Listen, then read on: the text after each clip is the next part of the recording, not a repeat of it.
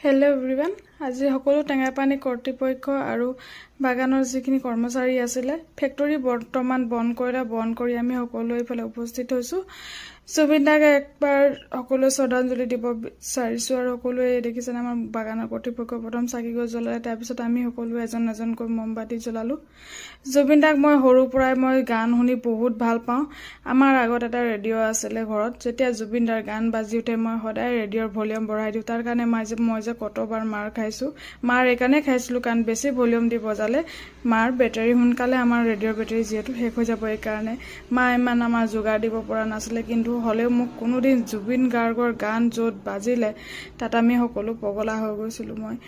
মই মানে জুবিন দাক বহুত ভাল পাওঁ মোৰ এটা ইচ্ছা থাকি গল মই এবাৰ লগ কৰাৰ মোৰ বহুত হেপা আছিল হে হেপা আৰু ইচ্ছা থাকি গল বহুত দুখ লাগিছে কবলে ভাষা নাই ইমানে কলো জুবিন দা আপুনি যতে আছে ভালে কুশলে থাকিব ভগৱানে যেন আপোনাক সোনকালে আমাৰ অসমবাসী ৰাইজৰ বাবে আপোনাক পুনৰাই যেন এই ধৰালৈ ঘূৰি আহে তাকে কামনা কৰিছো ভগৱানৰ ওচৰত